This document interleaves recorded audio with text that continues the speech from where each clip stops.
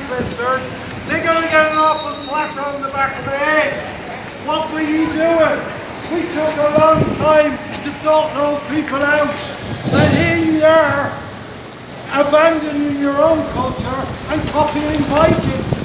You know, we had something better. The Vikings came, they established themselves in the cities, and they had a vision of conquest.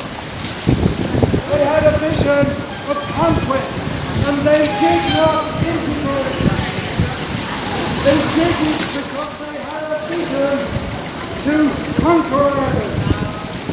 And they went about doing exactly that. They were slave traders and they were raiders.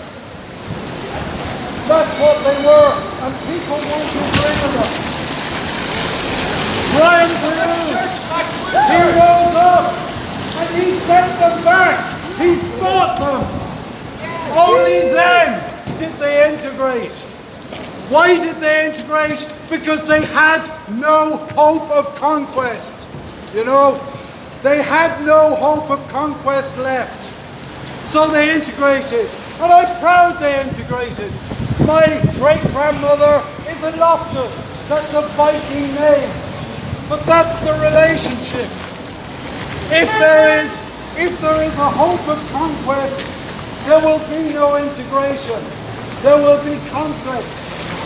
So we have to understand what our vision is for Ireland, because there is another vision for Ireland coming. So we have to establish what our vision is, and we have to assert it. And we need people like Gemma to be able to talk about it, so that we can develop it, so that we can show a model for all these new people who are coming, something for them to integrate into. Yes. Because they don't know what they're integrating into unless we have an idea and a vision. And it's only fair to us and to them to know what the hell we're doing here and what we're on about and who we are and what we plan to be and what our future is. So, the Normans, they came here, but it was a different, I'd say one more thing. The Vikings were slave traders. They followed a pagan village vision, and a lot of Irish people started to follow the pagan vision. They started to raid. They established camps on the Shannon, and all the people who had been abused and all the people who were outlaws went to them because they had a vision. But the place got so chaotic with the slave trading, with the raiding and everything else.